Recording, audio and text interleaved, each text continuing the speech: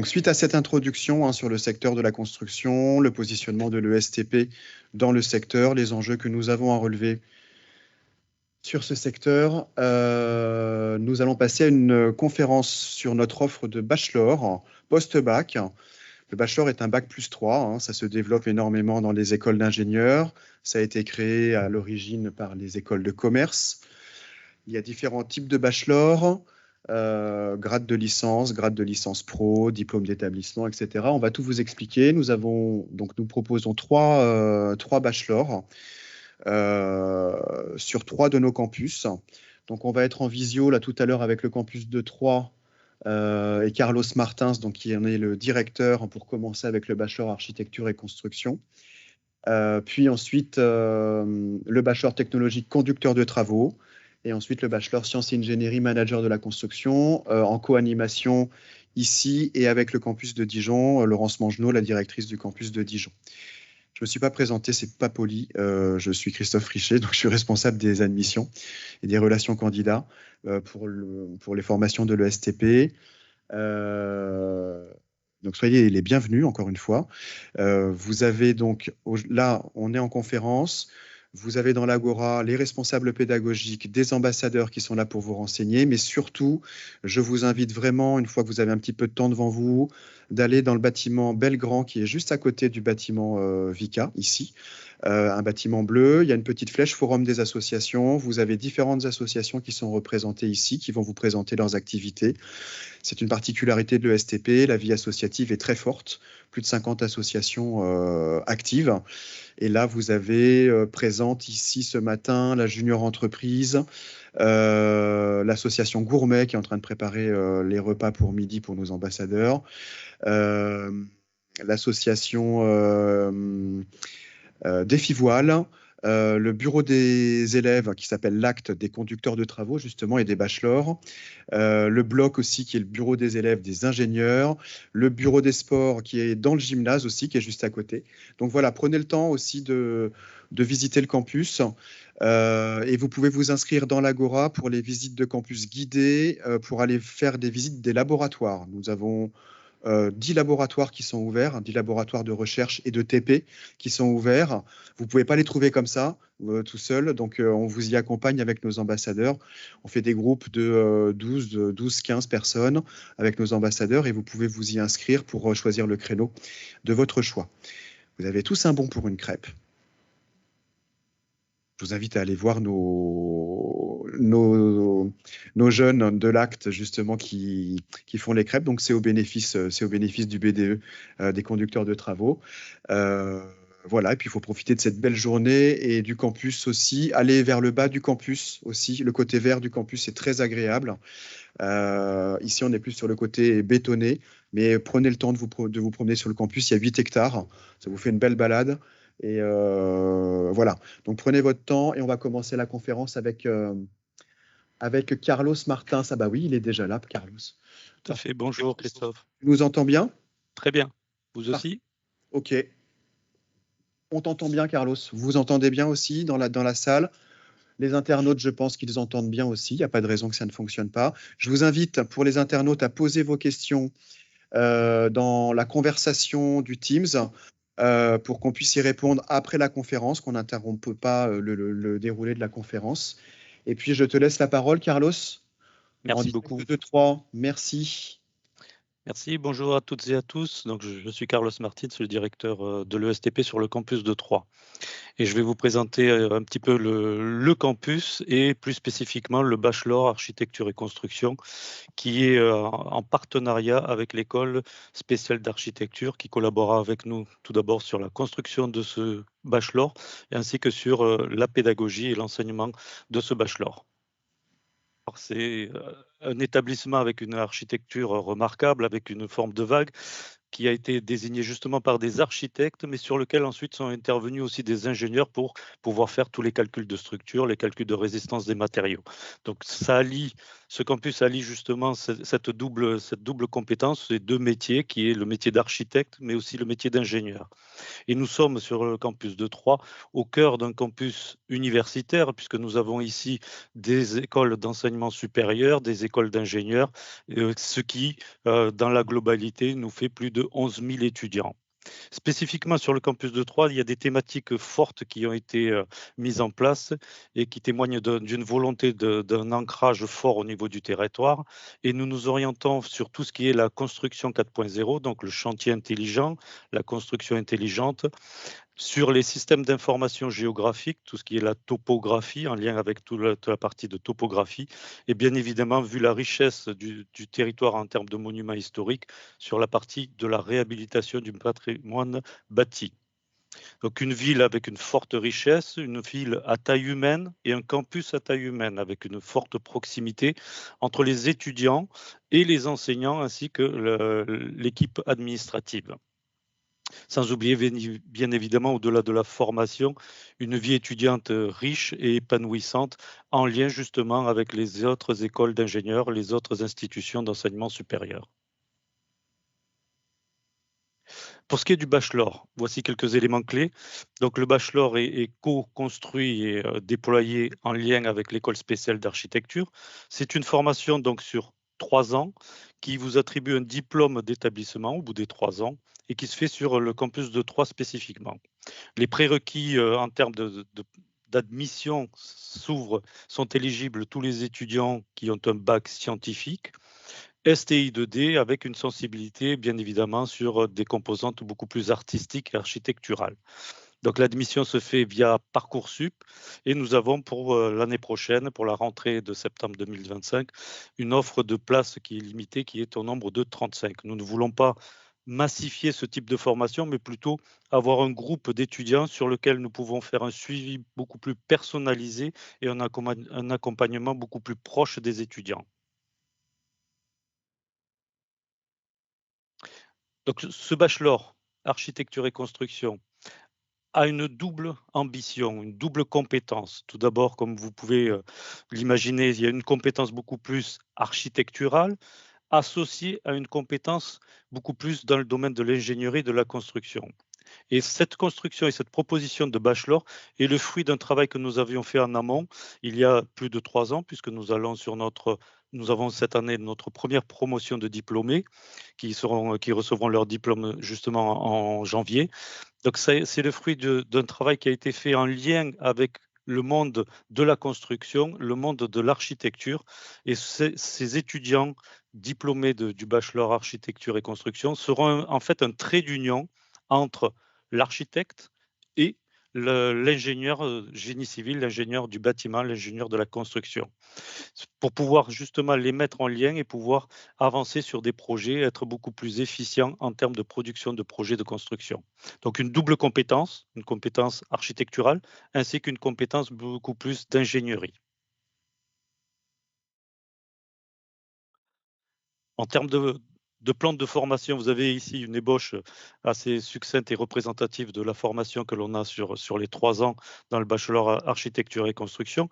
Comme je vous ai dit, il y a une partie d'ingénierie. Donc, qui dit ingénierie, il y a un bloc de compétences et de connaissances à avoir, ce qui porte sur les outils scientifiques. Donc, on va retrouver bien évidemment des mathématiques, de la physique, des probabilités, de la mécanique, des statistiques, etc. Donc, un socle scientifique important, allié à cela avec une composante beaucoup plus orientée architecturale, avec la théorie et critique du monde contemporain, où là, vous retrouvez bien évidemment des arts plastiques, de l'analyse méthodologique, de la théorie du projet, de l'histoire de l'architecture, de la compréhension du monde contemporain, donc beaucoup plus orienté sur une approche architecturale. Donc, on retrouve ici les 2 compétences dont je vous ai parlé dès le départ, qui ensuite vont être complétés par d'autres blocs de compétences qui suivent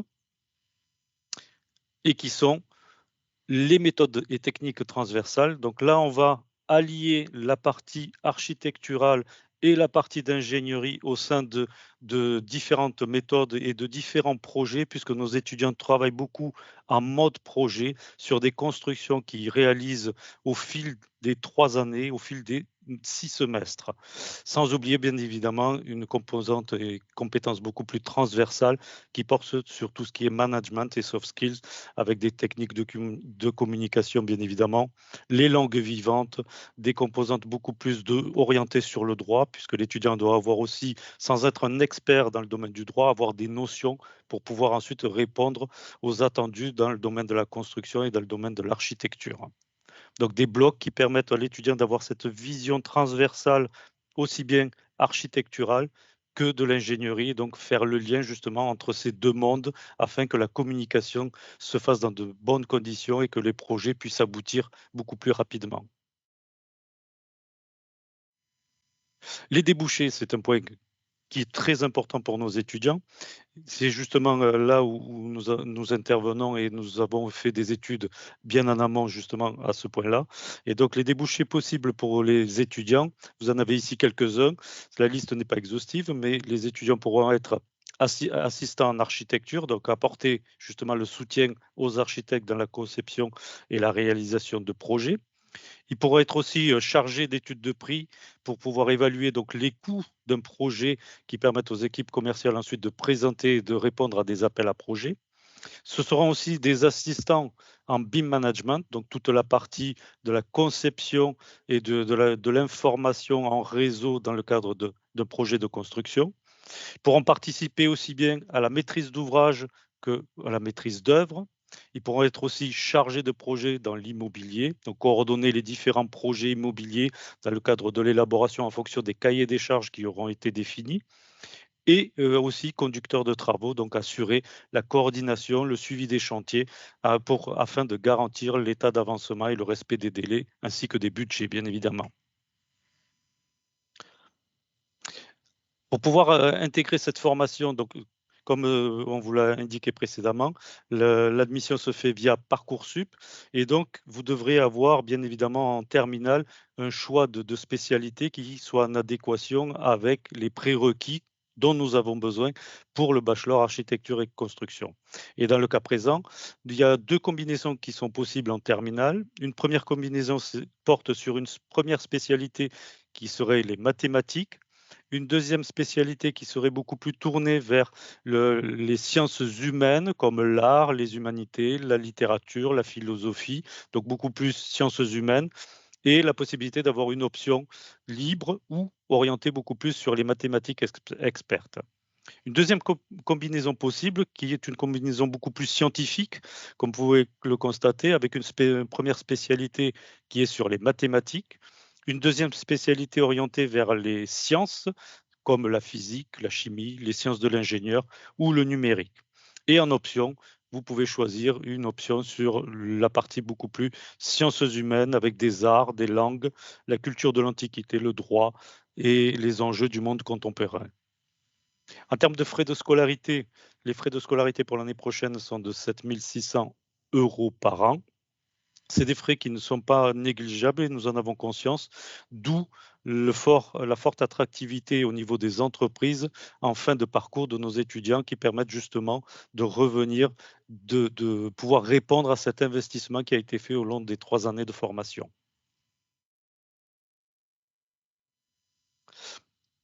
La formation, c'est important, mais la vie associative, d'autant plus importante.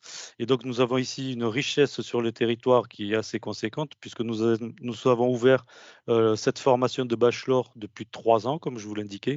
Et nous avons déjà 6 associations qui interviennent aussi bien dans le monde culturel, dans le monde technologique, avec des actions qui se font auprès des collectivités territoriales, mais aussi des associations artistiques et humanitaire, donc une richesse qui est importante. Et nos étudiants, nos associations partagent justement cette richesse avec l'ensemble des associations du territoire au bois.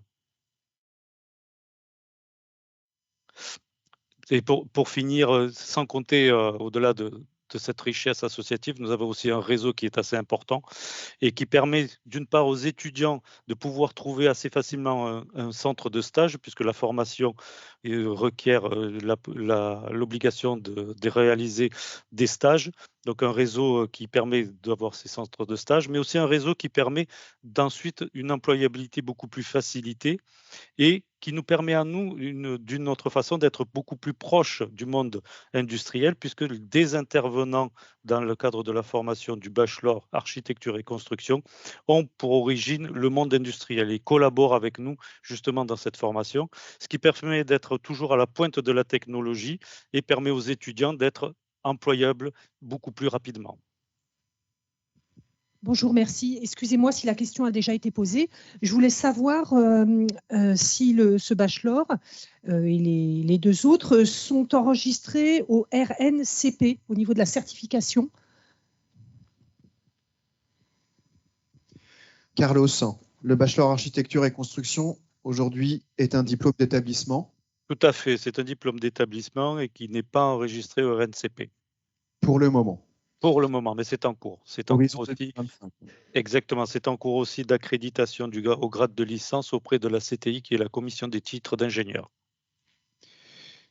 Les deux autres bachelors ont le grade de licence. Le grade de licence, l'un licence professionnelle, l'autre licence générale universitaire, vous verrez la différence tout à l'heure, et sont enregistrés au RNCP. Celui-ci, on a mis un peu plus de temps pour le faire reconnaître. Néanmoins, ceux qui sortent là, Carlos, qui vont être diplômés, en termes d'employabilité, la marque ESTP et la marque ESA font que les employeurs ne regardent pas finalement si le titre est reconnu ou pas. Non.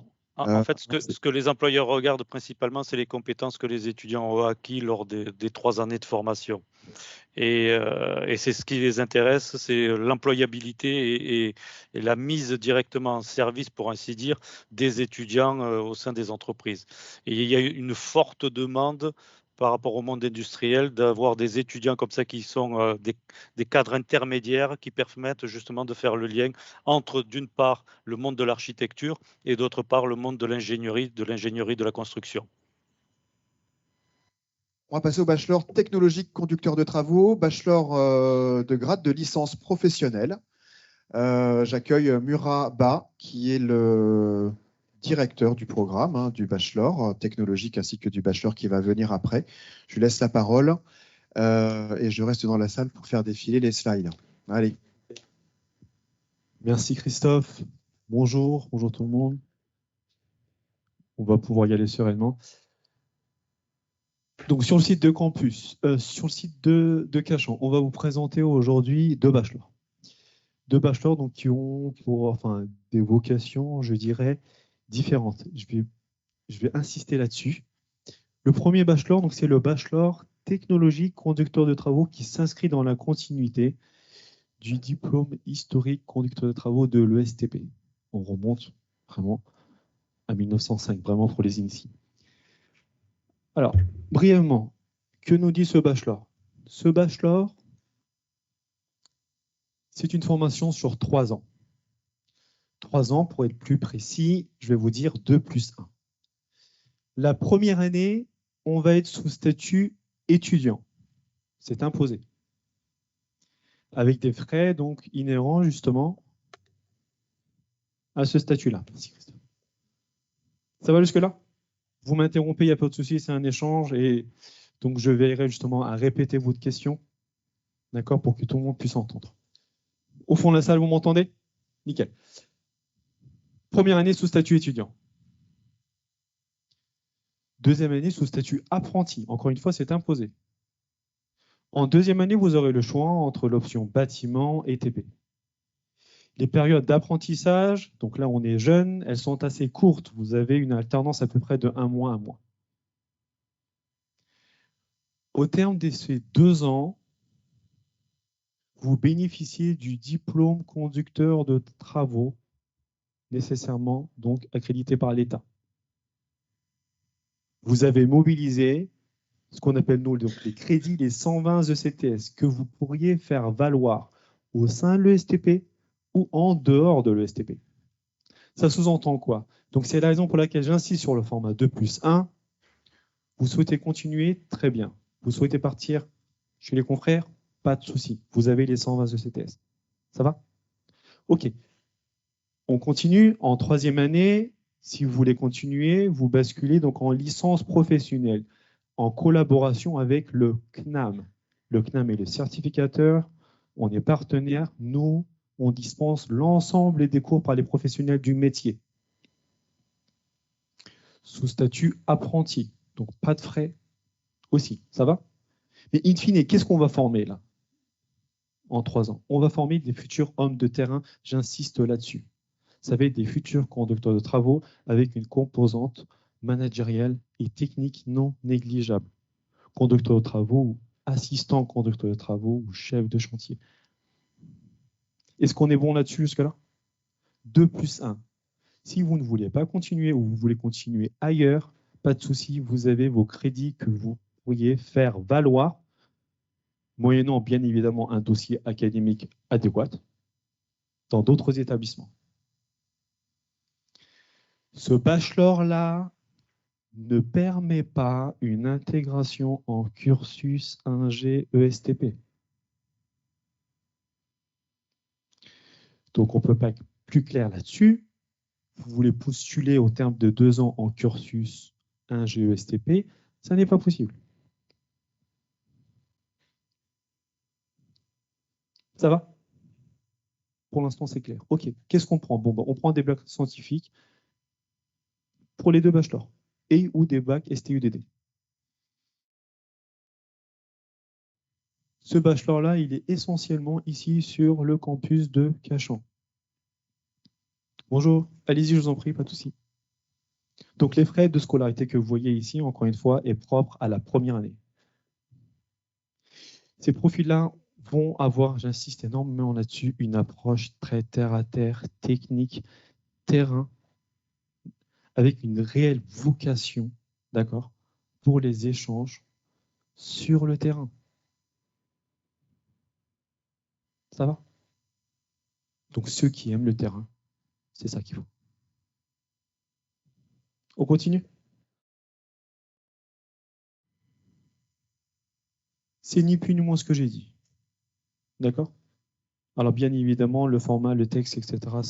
sera disponible donc, à l'issue de la présentation. Je ne vais pas me répéter par rapport à ça. On rentre un petit peu plus dans le vif du sujet du point de vue du contenu. Bon, bah, il faut faire quoi globalement pour valider? Vous avez ici donc une articulation sur 2+1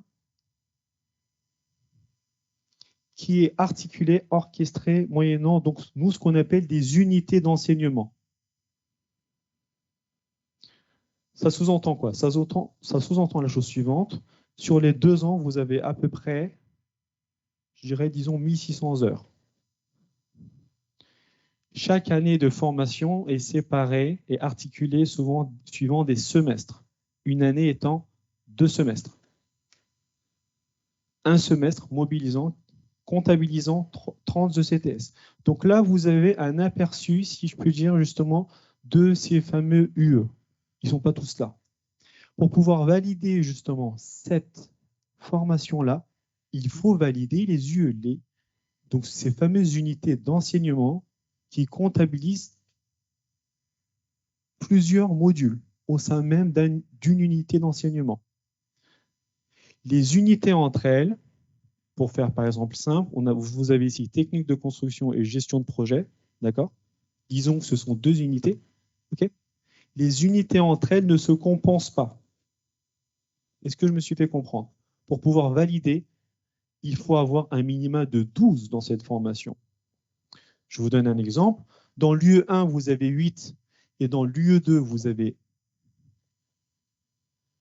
disons, 10. L'idée de faire une moyenne n'a pas lieu d'être. Ça va? Il faut avoir 12, un minimum dans chaque UE. Vous n'avez pas 12, très bien. Vous passez au rattrapage. Ça va? OK. Qu'est-ce que vous allez voir? Vous avez donc un bloc, je dirais, général, classique, des invariants, les mathématiques, l'anglais et tout ce qui s'ensuit. Vous avez une composante aussi managériale. Et vous avez une composante, et là, ça reste de la nouveauté, si je puis dire, ou dans la continuité pour celles et ceux qui ont fait de l'STI 2D, avec des matières un peu plus techniques. On va rentrer un petit peu plus dans le sujet, dans le jargon du BTP.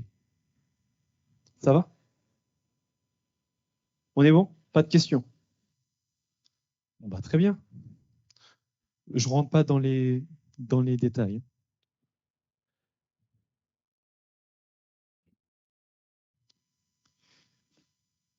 Vous avez fait les 2 ans. Vous êtes donc lauréat diplômé conducteur de travaux et vous souhaitez continuer ici même. Donc la présentation se fera à l'issue même de cette présentation, donc à partir de 13h pour la licence professionnelle. OK? Là, vous gagnez en maturité. Vous êtes toujours sous contrat d'apprentissage, avec ou pas dans la même entreprise, peu importe, ça c'est votre choix. Les périodes d'entreprise ici sont beaucoup plus longues. On n'est plus sur du mois à peu près ou du mois et demi, et là on est sur entre 2 et 3 mois. Pour la simple et bonne raison que pour pouvoir monter en compétence, il faut avoir l'occasion de pouvoir monter en compétence. Donc oui, il faut du temps. En licence ici, je vous vois que 2 fois dans l'année. En licence ici, la quasi-totalité des enseignements dispensés sont faits par des professionnels, entre autres des conducteurs de travaux de métiers qui ont 20 ans, 30 ans d'expérience, qui, dans le cadre justement de leurs interventions, font référence à leur propre projet, qui décline sous format pédagogique. Ça va? OK.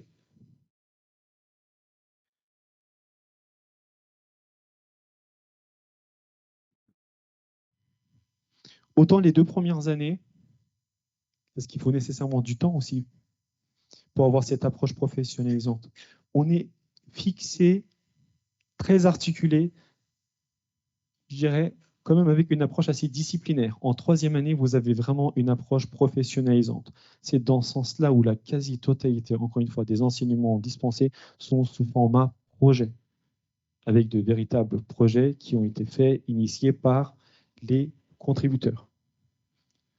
Conducteurs de travaux, archi, peu importe. Ça sous-entend quoi? Ça sous-entend justement qu'on vise une approche professionnalisante au terme de cette licence. Se pose la question, je termine ma licence, j'ai ce grade de licence. Je veux continuer. Oui, très bien. Ce n'est pas la vocation de la licence. La vocation de la licence, elle a pour vocation, encore une fois, une insertion professionnelle. Statistiquement, je vous donne les stats de cette année. Pour les licences pro, on est à peu près à 50% de poursuite en cursus ingé, mais pas le STP. Et 50% d'insertion professionnelle. Voilà les stats.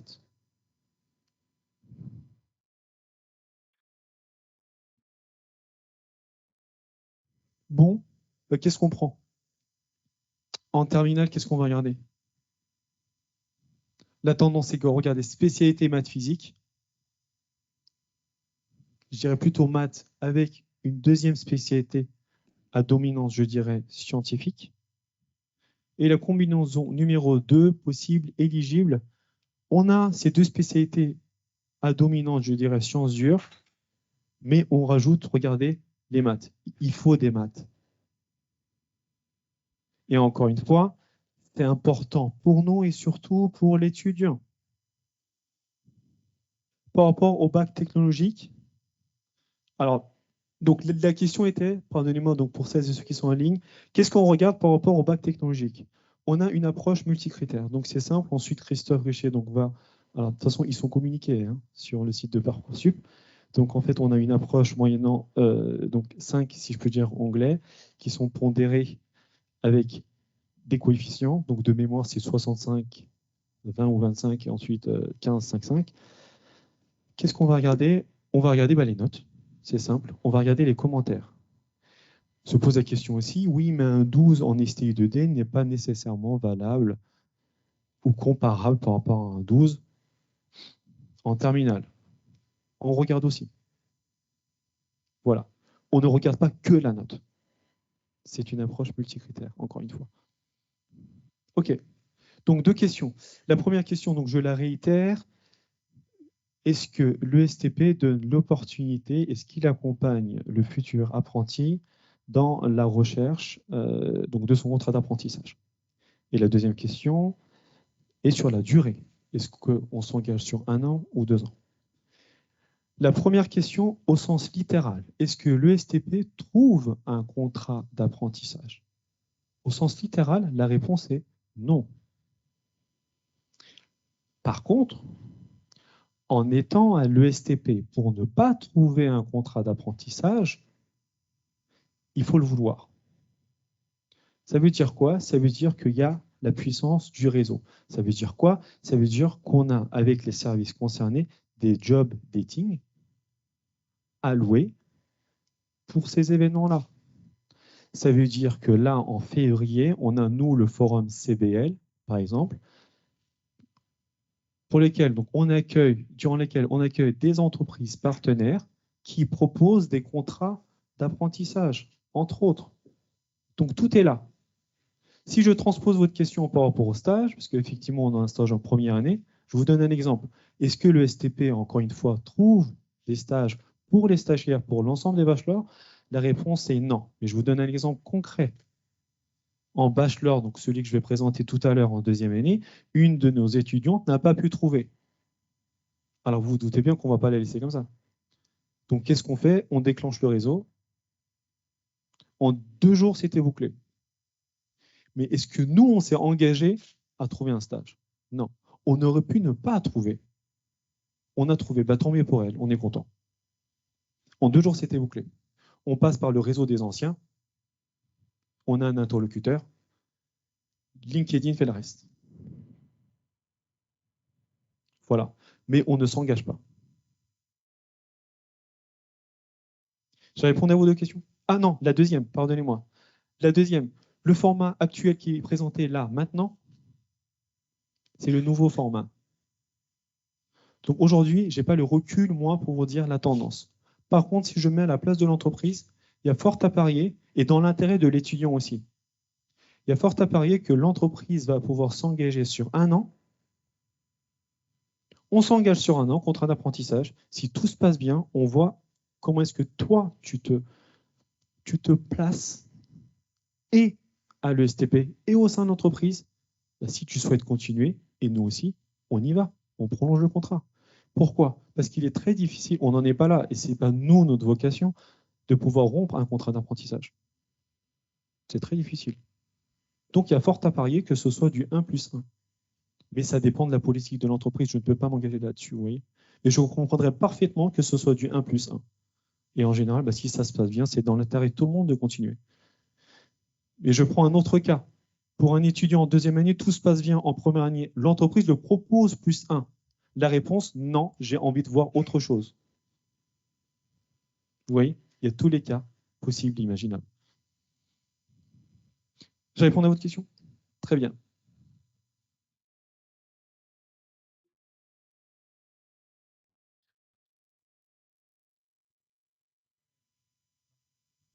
Ok, donc là, c'est une question relative à la rupture de contrat d'apprentissage. Globalement, c'est compliqué. Ça, c'est inhérent, c'est pas propre à l'ESTP, hein, c'est par les modalités même, encore une fois, d'un contrat d'apprentissage. Je vais vous passer toutes les phases d'accompagnement, etc. J'ai plein de cas, hein, mais là, je n'aurai pas le temps. Si vous voulez, après, je vous en fais part, si ça vous intéresse. Ok. Vous allumez. Ok. Pas de souci. Pour celles et ceux qui ne savent pas, c'est très difficile de pouvoir rompre un contrat d'apprentissage. Tant bien que mal, j'ai des cas, on essaie de converger vers une rupture à l'amiable, mais ce n'est pas le but. Clairement. Et le cas est arrivé, oui. Est-ce que c'est exceptionnel? Oui. En réalité, c'est qu'il faut faire le travail pour ne pas qu'on en arrive là. La clé du succès, elle est là. Donc, on a des tuteurs, etc. Il faut rebondir. Je dis n'importe quoi. On a toujours de profils. Hein. Globalement, ça peut très bien se passer à l'école, comme en entreprise, des soucis perso, des retards, etc., etc. Ou le contraire, enfin, peu importe. C'est vraiment du cas par cas. Nous, ce qu'on fait, on profite justement. Ça, c'est un détail qui n'est pas des moindres. On est sur des petites promos. Hein. Nous, là, pour ce bachelor-là, du moins, disons une 30aine. Ça permet largement d'accompagner. Très, très, très, très facilement. Donc, du coup, on déclenche. On déclenche. Ça veut dire quoi? Nous, globalement, dans l'équipe, on fait un retour. à peu près toutes les semaines, voire toutes les 2 semaines sur l'ensemble des retards et des absences. On envoie un mail directement au tuteur entreprise. Parce que comme vous le savez, c'est encore une fois donc une organisation dite tripartite. Voilà. Il faut qu'on fasse le boulot en amont, mais il faut que chacun puisse jouer le jeu. Pour ne pas, quand on en arrive là, c'est quasiment déjà trop tard. Si on fait le boulot en amont, on a déjà fait 90%. Voilà comment je répondrai à votre question.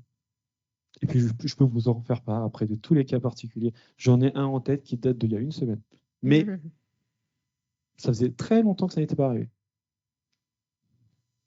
D'autres questions? Oui. Bonjour. Oui. Alors là, dans ce format actuel, ça c'est un tout nouveau format. Ce que je peux vous dire, la licence pro, cette année, ils sont 80. D'accord? 80, 81, peu importe. 80. Sur les 80 de l'année dernière, j'en ai une quinzaine qui sont passés. Voilà. Pas de souci. Vous me posez des questions. Ah oui, donc d'ailleurs, j'ai oublié de réitérer la question. C'est quelle est la proportion de 2e année qui passe en 3e année, n'est-ce pas? Voilà. Donc du coup, les 2e années de l'année dernière, ils ont été au nombre, je ne sais pas chiffre exact, c'est 15 ou 16, quelque chose comme ça. 15 à passer en 3e année. Donc sur les 80, il y a 15 anciens. Et les autres, disons les 70 autres ou les 60 autres, ils postulent directement sur le site de l'ESTP et c'est une admission sur dossier et entretien. Mais celles et ceux qui viennent en interne de l'ESTP ne sont pas assujettis à tout ce process. Ils valident leur 2e année, ils passent directement. Les autres, sous condition d'acceptation, de validation de leur dossier académique d'une part et entretien. Je dis bien et, je ne dis pas où, c'est imposé. Les 80 ont tous passé un entretien. Et beaucoup plus d'ailleurs, entre les admissibles et les admis. J'ai répondu à votre question. OK. Pas d'autres questions pour ce bachelor? Non? C'est clair? Bah, très bien, c'est clair. On est dans les temps? Vous voulez passer à la phase Parcoursup avant? D'accord, on anticipe. Oui? Oui, bah, de toute façon, on a 10 minutes en face de nous. Pas de souci. Bonjour à toutes et tous, est-ce que vous m'entendez bien? Alors, je vais juste faire un petit sondage au préalable. Est-ce que les terminales, vous pourriez lever la main, s'il vous plaît? D'accord, donc il y en a quelques-uns quand même d'entre vous qui sont concernés, qui êtes concernés, pardon. Donc vous êtes donc concernés par Parcoursup, hein, puisque le bachelor en 3 ans, vous y avez accès via Parcoursup.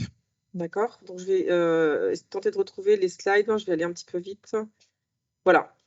Donc la plateforme, vous n'êtes pas sans savoir qu'elle va ouvrir pour le moteur la nouvelle version de cette année, ça ouvre le 20 décembre. C'est bien ça, hein, je ne me trompe pas.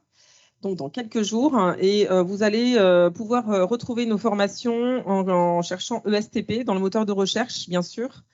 Et vous allez tomber sur en fait je dirais une page commune à tous nos bachelors. Et il va falloir que vous cliquiez ici. Vous allez tomber sur le bachelor de 3. C'est normal parce que c'est dans l'Aube. Donc, c'est la logique du moteur de recherche de Parcoursup. C'est classé par département. D'accord?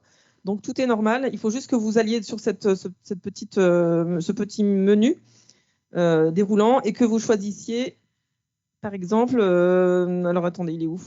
Donc, ici, campus de Cachan, Val-de-Marne. Donc, nous sommes le dernier, enfin l'avant-dernier en fait, bachelor technologique conducteur de travaux. Donc, je parle sous contrôle de Christophe qui a paramétré la plateforme pour l'ESTP, s'il a des choses à rajouter. Ce qu'il faut savoir, c'est que vous aurez une seule fois à payer les frais de 50 €, sauf si vous êtes boursier, auquel cas c'est gratuit. D'accord ? Voilà pour la plateforme et comment nous retrouver sur le moteur de recherche des formations sur Parcoursup. Est-ce que j'ai oublié quelque chose, Christophe, ou c'est bon? Alors, côté candidat, vous avez 10 vœux, hein, je crois. D'accord. Et dans ces vœux, vous avez des vœux qui peuvent être des concours, qui regroupent plusieurs écoles. L'année dernière, on n'avait pas paramétré ça de cette manière-là. C'était un vœu, un bachelor et un frais de dossier. Bon, cette année, j'ai mis un peu plus les mains dans le cambouis pour voir comment ça fonctionnait et comment est-ce que je pouvais mettre ça en place de manière à vous faciliter la vie et à ne pas griller des vœux pour une seule école. Donc, un vœu, ça compte un vœu. Les sous-vœux ne comptent pas de vœux. Vous pouvez mettre autant de sous-vœux que vous voulez dans le vœu du vœu qui est le vœu père, en fait, ou le vœu mère. On peut dire ça comme ça. Donc, le vœu mère, en fait, la partie chapeau, c'est ESTP, diplôme d'établissement, admission commune bachelor. Alors, l'intitulé de diplôme d'établissement, il est mis d'office pour les bachelors sur Parcoursup. Bon, nous, vous avez vu, on a des diplômes d'établissement, on a des diplômes de grade de licence, un autre diplôme de grade de licence professionnelle pour le bachelor techno. Pour l'entrée commune, c'est ESTP, diplôme d'établissement, admission commune, bachelor. Voilà. Et là, ensuite, en effet, comme disait Ariel, vous avez les 4 sous-vœux qui sont présents ici, que vous pourrez choisir. Vous n'êtes pas obligé de choisir les 4 non plus. Voilà. Après, vous faites vos choix par rapport à ce que vous avez envie de faire après. C'est clair?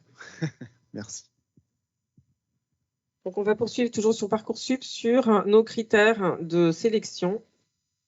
Voilà, donc on a pondéré en fait, il y a les résultats académiques avec les notes de première terminale, l'anglais et le français, la moyenne de l'étudiant sur la moyenne de la classe, et aussi on prend en compte les appréciations des professeurs. Donc il est encore temps d'en avoir, enfin voilà, de lycée jusqu'à la fin du parcours puisque ça prend quelques mois. Donc c'est un pourcentage assez important sur les résultats académiques. Ensuite, il y a 20% sur les compétences académiques, le savoir-faire, les acquis méthodologiques, et ensuite, donc pour le reste, 5% sur le savoir-être. Donc tout ça, c'est renseigné dans votre espace Parcoursup que vous allez créer. D'accord ? Il y a également la lettre de motivation. Surtout, pensez à mentionner que vous êtes venu nous voir à une JPO, par exemple celle-ci, ou à un salon, etc. Plus on a d'éléments qui font qu'on sait que vous vous êtes renseigné, et plus c'est un facteur positif pour nous, bien sûr. Également, si vous avez des connaissances autour de vous, si vous avez fait des stages dans le secteur, tout ça, c'est très important. D'accord ? Plus vous connaissez, plus vous démontrez que vous avez une connaissance du secteur auquel vous vous destinez, et plus vous serez convaincant. Et c'est à tous les niveaux d'admission d'ailleurs que c'est pertinent. Et ensuite, en dernier point, 5% pour tout ce qui est périscolaire. Donc, si c'est pertinent, même si ça n'a rien à voir, mais que ça met en avant telle ou telle compétence, capacité d'organisation, de passion, de sport, peu importe, ou culinaire, enfin tout ce qui peut être des passions extrascolaires, n'hésitez pas à les mentionner, puisque ça compte quand même pour 5%. Donc, tout compte. Voilà. Je vais repasser le micro à Christophe. Petite précision sur la lettre de motivation. Avant, ça s'appelait, dans Parcoursup, ça s'appelait projet de formation motivé, que vous vous appliquiez à rédiger, à revenir dessus, à faire relire, etc. Cette année, c'est optionnel. Toutes les formations ne demandent pas de lettre de motivation. Nous, oui. Donc, on le spécifie. Quand j'ai paramétré, j'ai dit oui. Nous demandons une lettre de motivation pour la simple et bonne raison, c'est qu'on veut que vous soyez dans le bon créneau. Il faut nous parler de la construction, il faut nous parler de l'ESTP, petite lettre d'amour,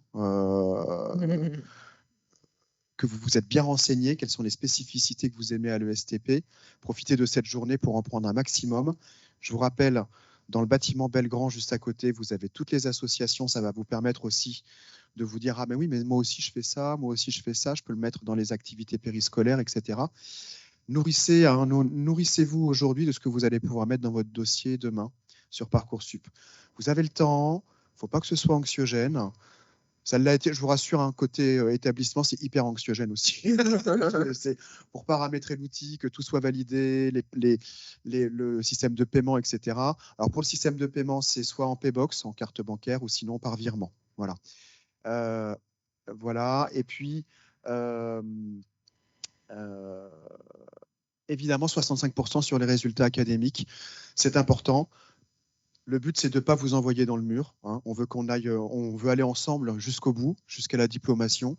Donc, ça reste quand même un critère très important. L'année dernière, on avait la chance d'avoir les notes du bac, des épreuves de spécialité du bac. Cette année, non, elles ont été repositionnées en juin. Donc, on ne les aura pas quand on va étudier les dossiers. Dans la fiche à venir, on va récupérer les données sur l'autonomie, capacité à s'investir, etc. Ça, c'est remonté par votre établissement scolaire. La fiche à venir aussi dans les compétences académiques, acquis méthodologiques. Et puis, prise en compte des appréciations des professeurs, c'est normé. Hein. Il y a des félicitations, il y a des avertissements, il y a des absences. Des encouragements. Il y a des encouragements. Ça, c'est important quand on voit que vous évoluez, que vous progressez, même, enfin voilà, quel que soit votre niveau, en fait, c'est positif. Oui. Et alors, dans la mesure du possible, nous prenons en compte le niveau de l'établissement scolaire. Je dis dans la mesure du possible parce que ce n'est pas évident. Après, même au sein d'un établissement scolaire, on a du mal à pondérer la manière dont note un prof de maths par rapport à un autre. Enfin bon, après, ça devient de la haute couture. Et là, on ne peut pas rentrer dans ce niveau de détail. Mais sachez qu'on regarde de près quand même le niveau de l'établissement du lycée duquel vous venez pour essayer d'être le plus intègre possible et le plus objectif. C'est pour ça que les notes des enseignements de spécialité de l'année dernière nous ont bien aidés là-dessus, donc on sera beaucoup plus vigilant sur ce premier critère que sont les résultats académiques. Donc ça ouvre le 20 décembre pour commencer à faire vos recherches, le site d'information, et vous pourrez commencer à faire les vœux à partir du 20 janvier. Et je vais redonner la parole à Ariel, si tu veux bien, pour le calendrier, justement. Donc, tous les terminales, vous êtes en principe tout à fait au courant. La plateforme, avec le nouveau moteur de recherche, ouvre le 20 décembre. Et comme disait Christophe, en fait, c'est parfait, c'est le bon timing pour vous. Vous avez le temps de créer votre dossier, de réfléchir, de voir tout ce qui vous est demandé, d'en prendre connaissance, peut-être d'aller voir votre professeur principal pour demander, enfin, ils vous connaissent bien en fait, pour demander un conseil aussi. Mais prenez le temps de consulter les formations dès maintenant, dès l'ouverture le 20. Et ensuite, vous pourrez formuler vos vœux à partir du 17 janvier. Donc là, vous devrez avoir votre liste déjà prête avec toutes les formations qui vous intéressent. Et puis, n'attendez pas évidemment le 14 mars pour confirmer vos vœux. Une fois que vous aurez confirmé, donc ça ferme le 14 mars, vous ne pourrez plus mettre des vœux après le 14 mars. Ça, c'est un incontournable. Ensuite, vous devrez les confirmer le 3 avril. Et puis, on vous demande, c'est un processus continu, je pense que vous êtes au courant. Enfin voilà, c'est pas quelque chose qu'on laisse dormir une fois que vous avez rempli vos vœux. Non, il faut quand même aller avoir le calendrier en tête, notamment entre avril et mi-mai. Là, par contre, ça sera notre partie processus de classement des formations. C'est nous qui allons plancher sur vos dossiers, en fait. Et vous aurez les premiers résultats le 30 mai 2024, avec la fin de la phase principale le 12 juillet. Voilà. Est-ce que vous avez des questions sur cette partie du calendrier? Je pense que là, c'est dans vos mains, c'est accessible sur Internet. Voilà. En ce qui concerne la partie financement, pour vous, si vous choisissez le bachelor technologique, comme vous l'avez compris, c'est sous apprentissage les années 2 et 3, donc aucun frais de votre côté. Il y aura juste entre guillemets, en tout cas à financer en effet la première année, et le coût de la première année est de 6 900 €. Donc, il y a des possibilités de financement de prêts bancaires, il y a des bourses pour les boursiers Crous. Donc ça, si vous avez des questions sur ce volet-là, il y a une personne à l'accueil, Marie-Christine Le Guen, qui est dédiée sur cet aspect. N'hésitez pas à aller la voir. Pour le timing, je pense est-ce que c'est maintenant pour le bachelor manager de la construction? Donc voilà. Oui, vous avez une question, madame? En fait, je pense que ça dépend du nombre de places que la formation a. Et si, voilà, c'est ça en fait. C'est que, vous savez, il y a un système, comment dire, de liste, en fait. Oui, alors, en effet, ça va se terminer le 12 juillet, ça c'est sûr. Et en fonction du taux de remplissage de la promo, on arrêtera avant si c'est rempli. Et là, on ne pourra plus appeler personne au niveau du classement qu'on aura fait.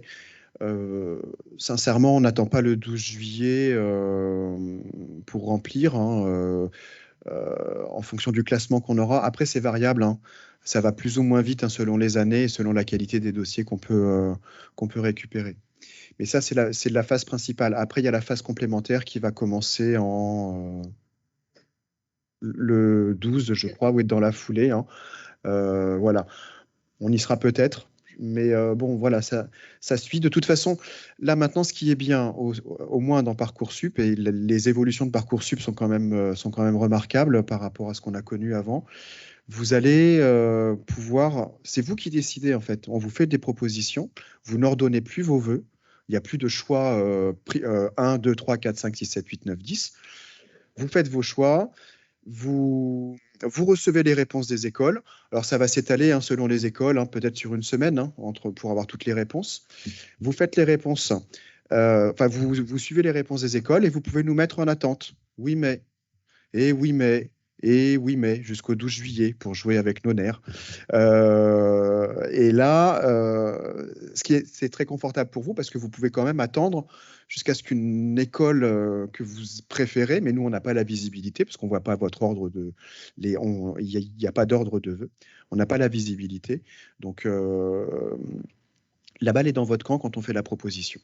C'est moins anxiogène du coup que la méthode précédente où il fallait répondre aux premières propositions.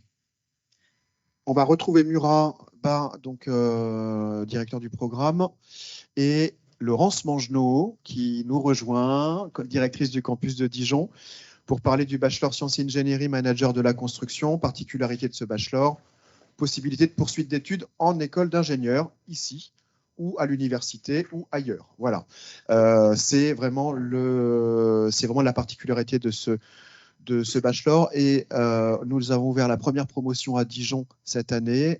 Donc c'est pour la raison pour laquelle Laurence Mangenot nous rejoint pour peut-être vous recruter pour la deuxième promotion à Dijon. Et nous, on l'a ouvert il y a 3 ans. Enfin, c'est la 4e rentrée sur Cachan.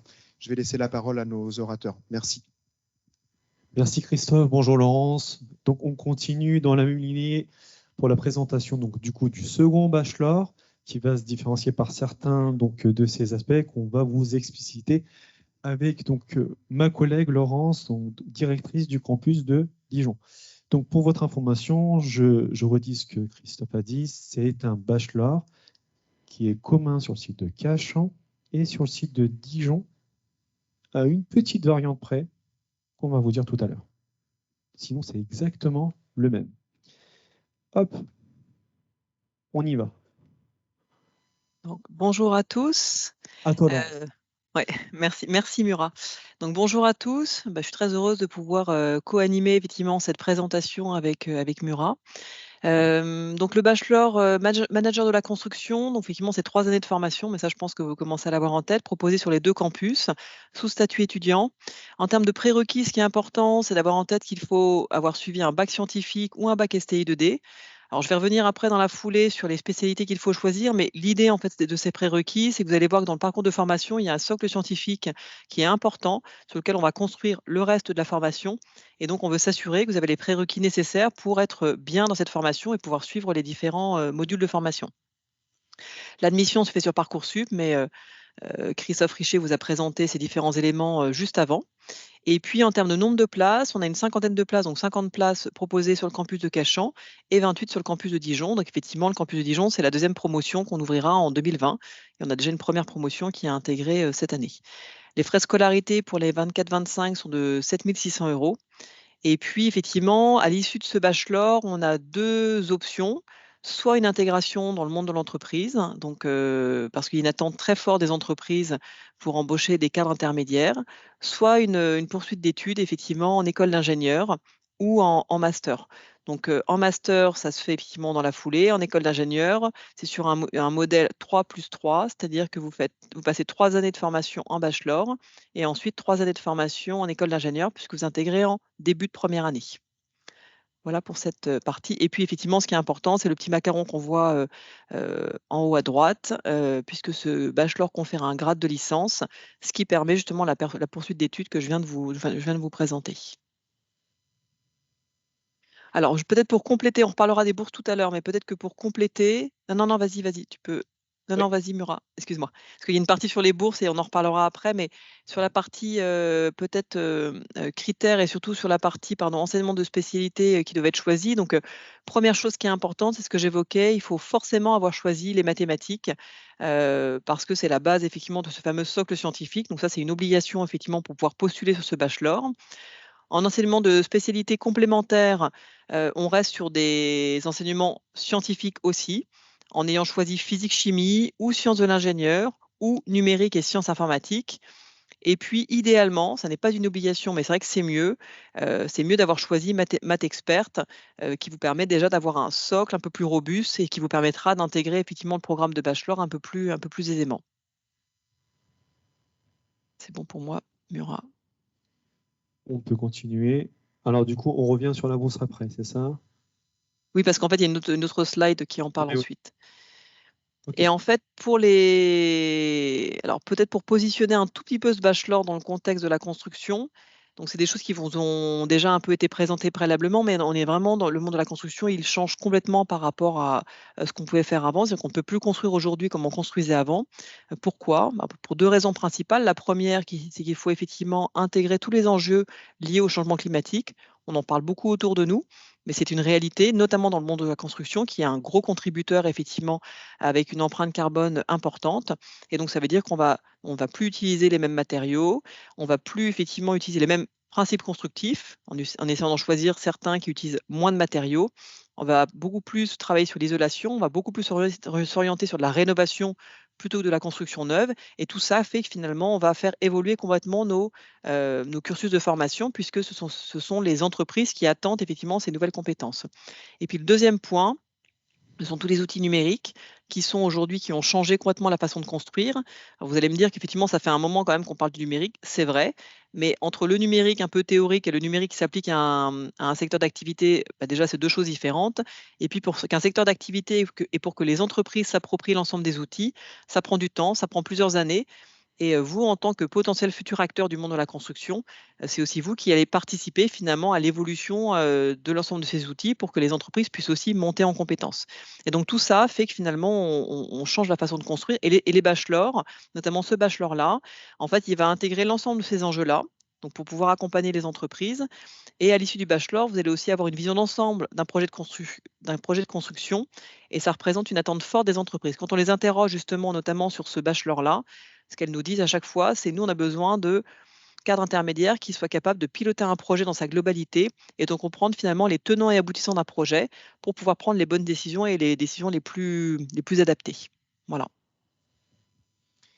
Merci. Murat, à toi. Très bien, donc je vais pouvoir continuer en maintenant donc un petit peu plus dans le fond, si je peux dire, du contenu. Alors, comme disait ma collègue, on est sur un format de 3 ans, donc pas de diplôme intermédiaire. Hein. On est sur un format grade de licence qui s'articule sur 3 ans, moyennant, donc encore une fois, une articulation avec des UE. Ces UE-là, tout comme le bachelor précédent, ne se compensent pas entre elles. Ça, c'est très important. Contrairement au bachelor précédent, vous validez les UE à 10. Premier point.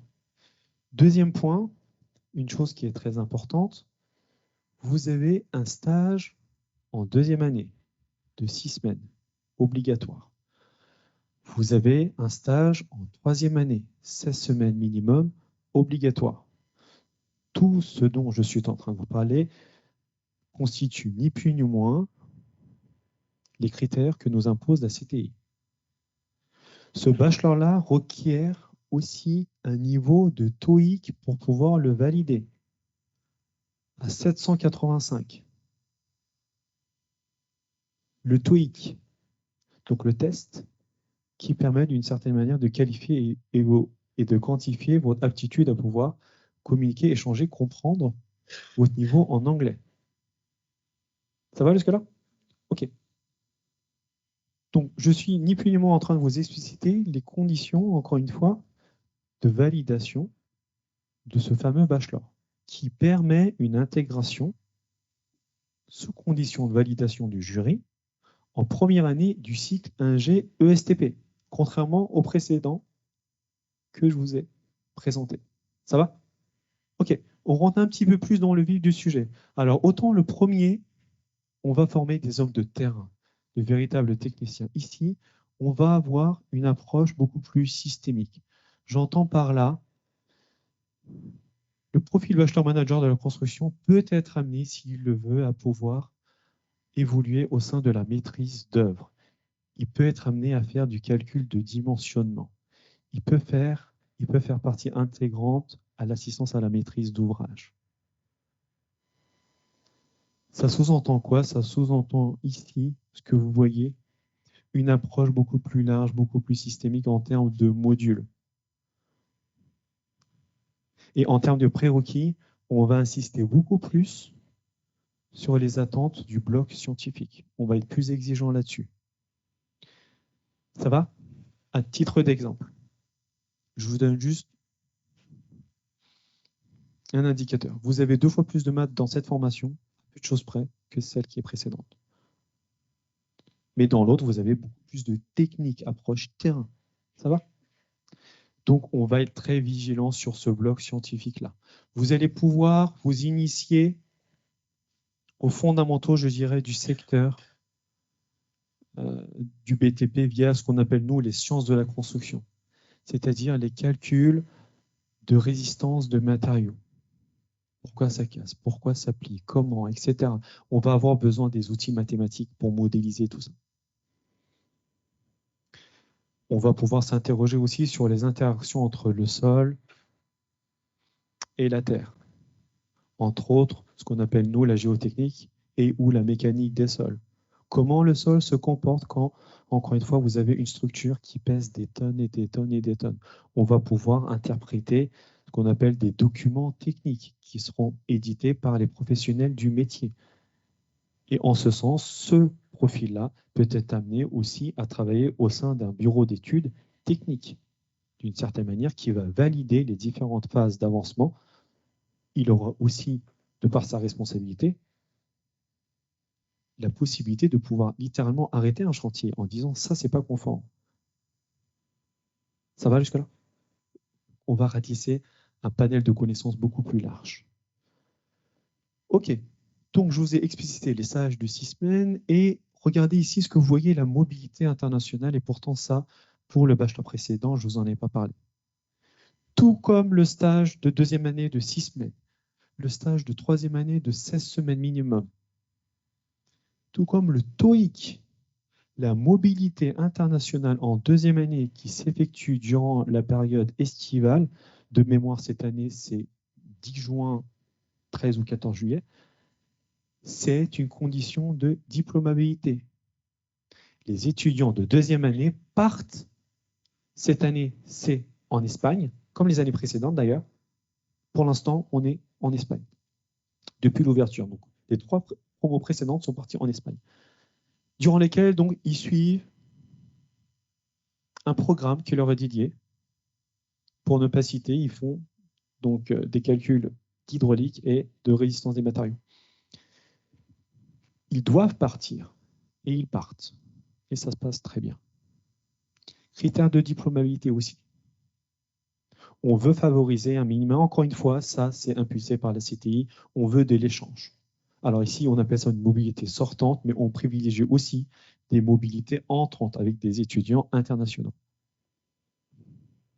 Ça va? Alors, pour la mobilité internationale, l'ensemble des frais pédagogiques. Je dis bien pédagogiques, parce que vous dites bien, quand il part pour 6 semaines, il y a des effectifs là-bas qui sont mobilisés. L'ensemble des frais pédagogiques, l'intégralité est pris en charge par le STP, moyennant des conventions. Ce qui n'est pas pris en charge, le transport, l'hébergement. Nuance. Les étudiants des années N vont directement concerter les étudiants des années N+1 parce qu'ils trouvent toujours des combines pour limiter, mutualiser les frais. Donc il y a une véritable organisation, si je puis dire, qui est plutôt impressionnante. En profitant encore une fois de toute la dynamique et l'identité de l'école, d'une certaine manière. Donc oui pour les frais pédagogiques, non pour les déplacements et les hébergements et les frais annexes. Pardonnez-moi, donc la question était, alors vous vous doutez bien de ma réponse, était est-ce que les frais dans le cadre de la mobilité sont pris en charge pour celles et ceux qui sont en ligne? On peut continuer. On peut continuer.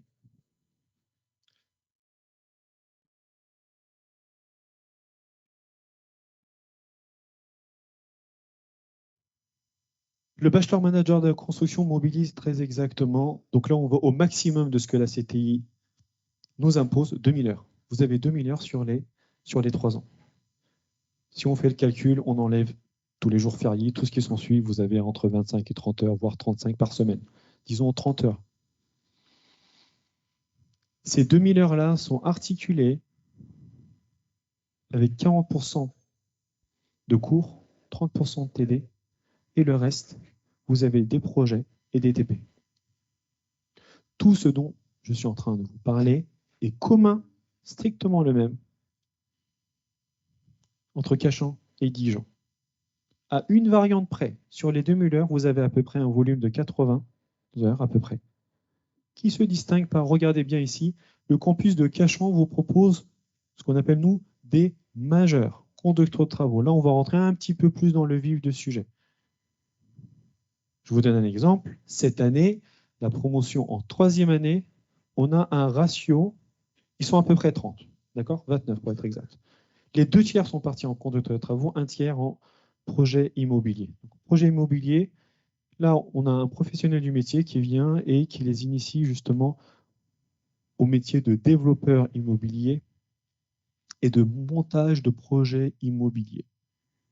La conduite de travaux, on va s'atteler sur la gestion financière, administrative, etc., avec de projets réels dispensés par de vrais, si je peux dire, de vrais professionnels de métier depuis 20, 30 ans. Et Dijon se distingue par sa majeure ville intelligente et durable. Je laisse le soin à Laurence, si elle est toujours là, de nous la présenter. Elle est toujours là. Elle est toujours là. Elle est toujours là. Donc, je vais dire un petit mot effectivement de la majeure qui est proposée à Dijon. Alors, peut-être pour expliquer déjà pourquoi elle est proposée à Dijon. Tout simplement parce qu'on est dans un écosystème. Donc, en l'occurrence, la métropole de Dijon, mais c'est vrai aussi à Besançon. Donc, c'est lié aussi à la région Bourgogne-Franche-Comté, où en fait, il y a un certain nombre d'expérimentations qui sont faites pour connecter les villes, pour effectivement les instrumenter, installer des capteurs, faire remonter des données, pour pouvoir finalement la piloter au plus près pour répondre un peu mieux aux usages des citoyens et également aussi pour diminuer l'empreinte carbone des villes. Donc, par exemple, à Dijon, on a 2 projets.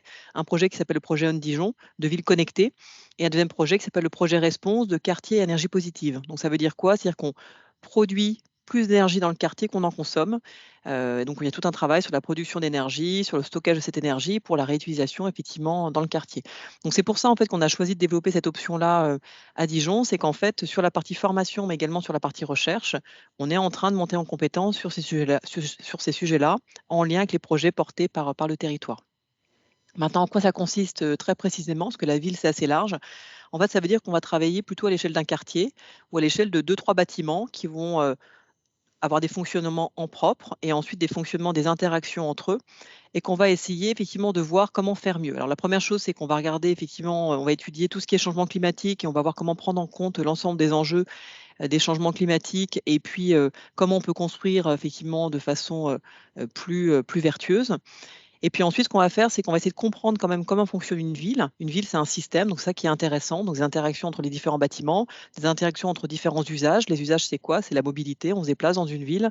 Une ville aussi, on va avoir besoin d'éclairage public, on va avoir besoin de se sentir en sécurité. Et donc l'ensemble de ces usages, finalement, on va essayer de les comprendre pour voir comment on peut y répondre, et notamment nous, avec notre dimension génie civil et construction, comment effectivement on peut répondre aux différents enjeux de la ville.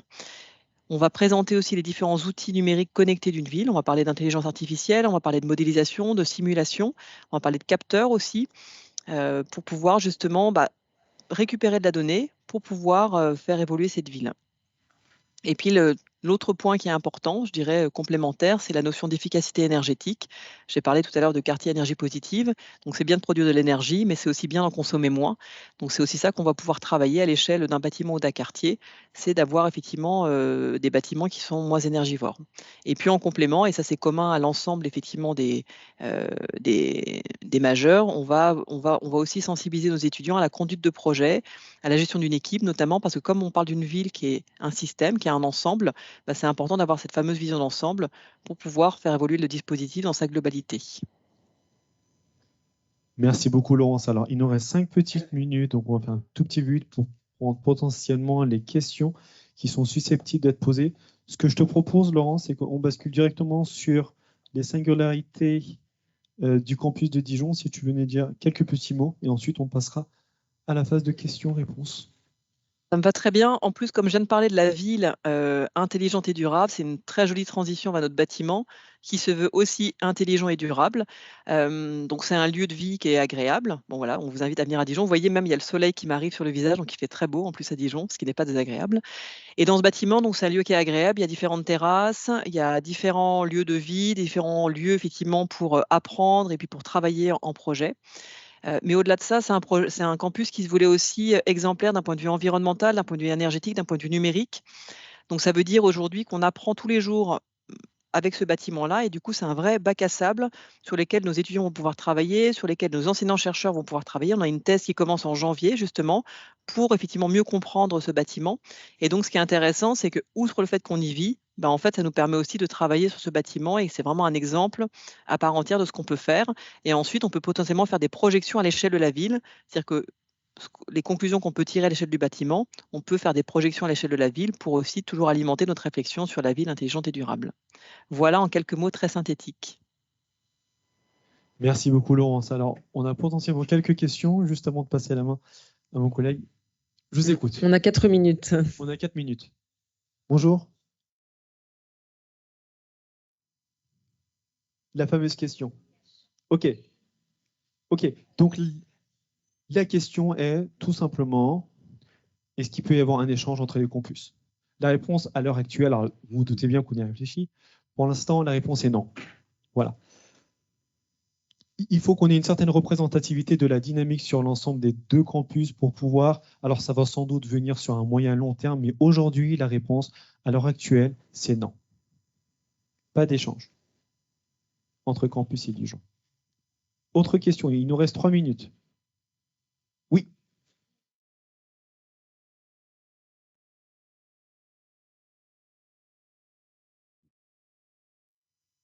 OK. Alors, pour la deuxième question, ça sera sans doute mes collègues qui vont pouvoir y répondre, parce que je n'ai pas de projection sur le double diplôme AIIA. En ce qui nous concerne, alors aujourd'hui, la première promotion, les BMC 3, donc qui ont été diplômés l'année dernière, sont tous passés en cursus ingé. Ça ne veut pas dire pour autant que je vous dis que 100% passeront. C'est le retour d'expérience que nous avons. Le prochain jury pour la promotion actuelle se tiendra début février. Voilà. Si vous voulez la réponse, on reprend contact début février et puis je vous dis les stats. Ça sera 50%, 60, 70, 80, 90, je ne sais pas. Mais le jury, par contre, ce qui est important, le jury n'a pas une approche de quota. Que va regarder le jury? Le dossier? Les notes? C'est multifactoriel. Bien évidemment, on regarde les notes. On va regarder le bloc scientifique. Je vous donne un exemple. Je prends un cas extrême, simplement pour sensibiliser. Un bachelor qui valide son bachelor, qui présente son dossier en cycle 1G avec 5 en maths, c'est pas possible. C'est pas possible. Et pourtant, il a validé son bachelor. Donc, l'intégration en cursus 1G première année n'est pas de droit. Il est soumis, encore une fois, à un jury qui va avoir une approche multifactorielle. Et on regarde surtout le savoir-être, les retards, les absences et tout ce qui s'ensuit. Un étudiant qui a 8 en maths et qui est passé à 12 n'est pas pareil pour le jury, et nécessairement rationnellement, qu'un étudiant qui a eu 12 et qui est passé à 8. Ça va de soi, n'est-ce pas? Donc, on regarde aussi la progression entre les semestres S3 et S5, ce qu'on appelle nous donc la progression entre la deuxième et la troisième année.